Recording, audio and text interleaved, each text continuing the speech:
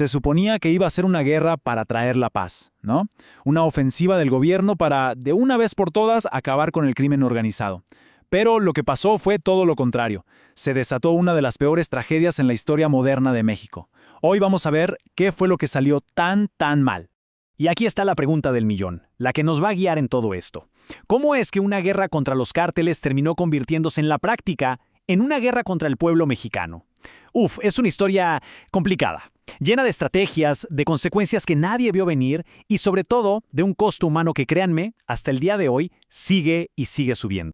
A ver, para que nos demos una idea de la magnitud de lo que estamos hablando, empecemos con una cifra que es simplemente brutal. Más de 400,000 personas. 400,000 vidas perdidas desde que empezó todo esto en 2006. O sea, para ponerlo en perspectiva, estamos hablando de más muertes que en muchas guerras civiles que todos conocemos. Es una locura. Y esperen, porque a esa cifra espeluznante hay que sumarle otra. Más de 120,000 personas desaparecidas. Imagínense eso, 120,000. Detrás de cada uno de esos números hay una familia destrozada, que no sabe qué pasó, que vive con esa incertidumbre, comunidades enteras rotas por el dolor. El costo humano es que ni siquiera se puede calcular. Ok, pero ¿cómo llegamos a este desastre? Para entenderlo bien, tenemos que echar la cinta para atrás. Vámonos a la época justo antes de que estallara la guerra. Porque el narcotráfico ya existía, claro, pero funcionaba de una manera muy diferente.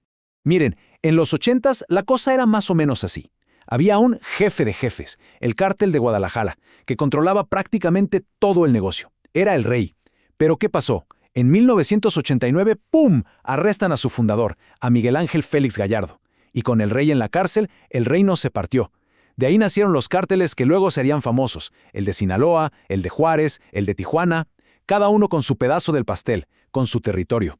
Y aunque suene raro, había una especie de orden, una estabilidad muy frágil, pero estabilidad al fin y al cabo. Bueno, pues esa estabilidad estaba a punto de hacerse añicos, porque llegó un nuevo gobierno y con él una nueva estrategia, una que sin exagerar cambió la historia de México para siempre. Grábense esta fecha, 11 de diciembre de 2006. Ese fue el día D. Apenas llevaba unos días como presidente y Felipe Calderón lanza un operativo militar gigantesco en Michoacán.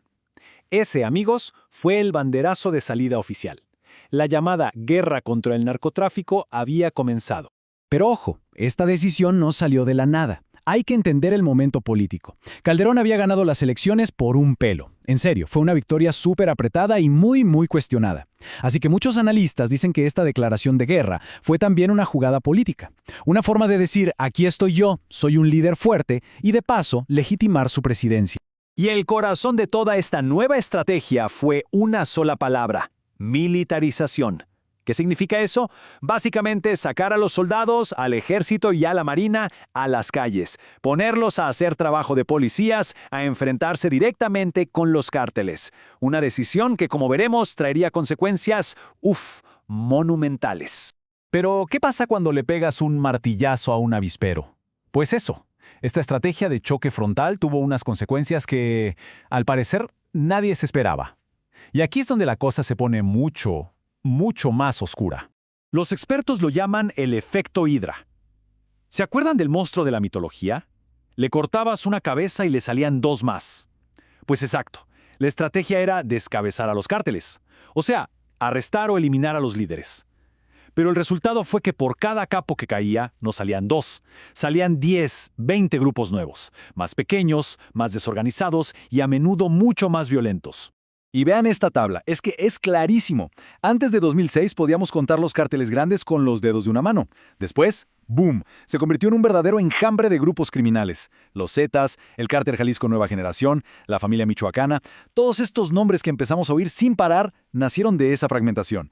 Y se empezaron a matar entre ellos, de formas horribles por el control de las plazas, de las rutas. Y claro, toda esa violencia, esa guerra entre ellos, no se quedó en el mundo del narco. Se desbordó. Salpicó a toda la sociedad y desató una crisis humanitaria de la que todavía no salimos. Los resultados son aterradores. De repente, las noticias de todos los días eran sobre masacres, sobre ataques a gente inocente. Empezaron a aparecer fosas clandestinas, campos de exterminio. Las desapariciones forzadas, a veces por criminales, a veces por las propias autoridades, se volvieron una plaga. La violencia llegó a tal punto que en muchos lugares la gente dijo basta y tuvo que tomar las armas para defender a sus propias familias. Imagínense llegar a ese extremo. Y aquí hay algo clave que no podemos olvidar. Este problema no es solo de México, para nada. Es un negocio de dos lados. Por un lado está la enorme, la insaciable demanda de drogas en Estados Unidos, que es lo que le da miles de millones de dólares a los cárteles. Y por el otro, ¿de dónde creen que salen todas esas armas de guerra que usan? Pues sí, la mayoría vienen del norte. Es un círculo vicioso perfecto y mortal. Entonces, después de todo este tiempo, ya casi 2 décadas de esta estrategia, la pregunta es obligada. ¿Sirvió de algo? ¿Funcionó esta guerra frontal? Y lo más increíble es que, si vemos la línea de tiempo, presidentes van y vienen de diferentes partidos y la estrategia de fondo sigue siendo la misma. Empezó Calderón, la siguió Enrique Peña Nieto y hoy, con Andrés Manuel López Obrador, la realidad es que el Ejército y la Marina siguen en las calles. La dependencia en las Fuerzas Armadas no ha parado. Pero en 2019 tuvimos un momento que parecía que iba a cambiarlo todo. El presidente López Obrador sale y dice con todas sus letras: se acabó la guerra contra el narco. Un anuncio oficial, el fin de una era, o eso parecía. Pero una cosa son las palabras y otra muy distinta son los números. Y los datos nos dicen otra cosa. A pesar de que se declaró el fin de la guerra, la violencia no bajó. De hecho, la tasa de homicidios se quedó estancada en sus niveles más altos de la historia. La realidad en las calles era que la guerra de alguna forma seguía. Y todo esto nos deja con una pregunta final. Una que es bastante inquietante. Si después de tantos años la estrategia militar no solo no funcionó, sino que empeoró las cosas. Si hoy los cárteles son más, y en muchos casos más poderosos que nunca, entonces ¿cómo se ve el final de este conflicto?